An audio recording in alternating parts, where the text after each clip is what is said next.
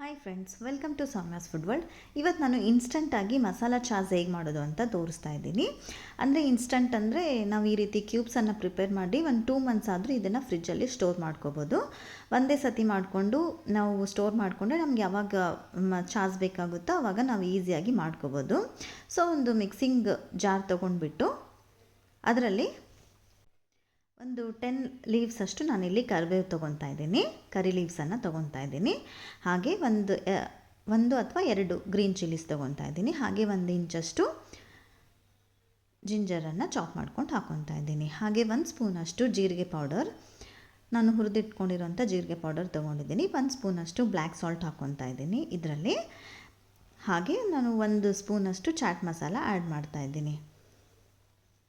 ನೋಡಿ, ಈ ರೀತಿ 1 ಸ್ಪೂನಷ್ಟು ಚಾಟ್ ಮಸಾಲ, ಕ್ಯೂಮಿನ್ ಪೌಡರ್ ಹಾಗೆ ಬ್ಲ್ಯಾಕ್ ಸಾಲ್ಟ್ ಹಾಕ್ಕೊತಾ ಇದ್ದೀನಿ. ಒಂದು ಹಾಫಷ್ಟು ನಾನು ಲೆಮನ್ ಜ್ಯೂಸನ್ನು ಇದರಲ್ಲಿ ಸ್ಕ್ವೀಸ್ ಮಾಡ್ಕೊತಾ ಇದ್ದೀನಿ. ತುಂಬಾ ಚೆನ್ನಾಗಿರುತ್ತೆ, ಖಂಡಿತ ಟ್ರೈ ಮಾಡಿ. ಈಸಿ ಮೆಥಡಲ್ಲಿ ಹೇಳ್ಕೊಡ್ತಾ ಇದ್ದೀನಿ.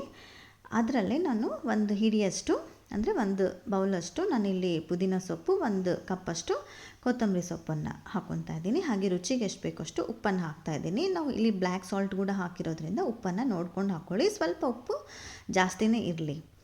ಸ್ವಲ್ಪ ವಾಟರನ್ನು ಹಾಕಿಬಿಟ್ಟು ಈ ರೀತಿ ಬ್ಲೆಂಡ್ ಮಾಡ್ಕೊಳ್ಳೋಣ. ಫುಲ್ ಫೈನ್ ಪೇಸ್ಟಾಗಿ ಆಗೋವರೆಗೂ ನಾವು ಅದನ್ನು ನೀಟಾಗಿ ಬ್ಲೆಂಡ್ ಮಾಡ್ಕೋಬೇಕು. ಅದು ರೆಡಿ ಆದಮೇಲೆ ನಾವು ಐಸ್ ಕ್ಯೂಬ್ಸ್ ಟ್ರೇ ಇರುತ್ತಲ್ಲ, ನಾವು ಯಾವುದಾದ್ರೂ ಐಸ್ ಕ್ಯೂಬ್ಸ್ ಮನೆಯಲ್ಲಿ ಫ್ರಿಜ್ಜಲ್ಲಿ ಇರುತ್ತಲ್ಲ, ಆ ಐಸ್ ಕ್ಯೂಬ್ ಟ್ರೇ ಕೂಡ ಅದರಲ್ಲಿ ಕೂಡ ಹಾಕ್ಕೋಬೋದು. ನಾನು ಈ ಮೌಲ್ಡಲ್ಲಿ ಹಾಕ್ಕೊತಾ ಇದ್ದೀನಿ.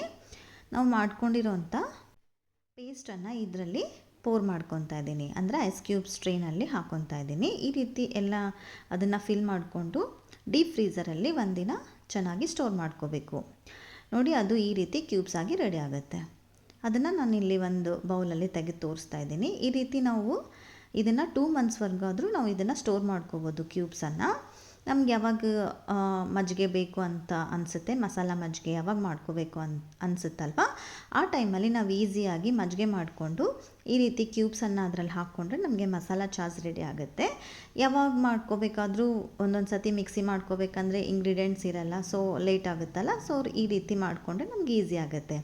ಒಂದು ಸರ್ವಿಂಗ್ ಗ್ಲಾಸಲ್ಲಿ ನಾನು ಈ ರೀತಿ ಬಟರ್ ಮಿಲ್ಕನ್ನು ಹಾಕ್ಕೊತಾ ಇದ್ದೀನಿ.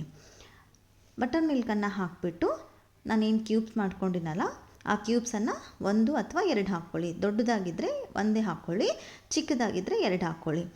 ನೀವು ಇದಕ್ಕೆ ಐಸ್ ಕ್ಯೂಬ್ಸನ್ನು ಬೇಕಿದ್ದರೆ ಆ್ಯಡ್ ಮಾಡ್ಕೋಬೋದು. ನಾನಿಲ್ಲಿ ಬಟರ್ ಮಿಲ್ಕ್ ಕೋಲ್ಡ್ ಆಗಿದೆ, ಸೊ ಆ್ಯಡ್ ಮಾಡ್ತಾಯಿಲ್ಲ. ಹಾಗೆ ಸಾಲ್ಟ್ ನಿಮಗೆ ರುಚಿಗೆ ಎಷ್ಟು ಬೇಕೋ ಅಷ್ಟು ನೋಡಿಕೊಂಡು ಆ್ಯಡ್ ಮಾಡ್ಕೊಳ್ಳಿ.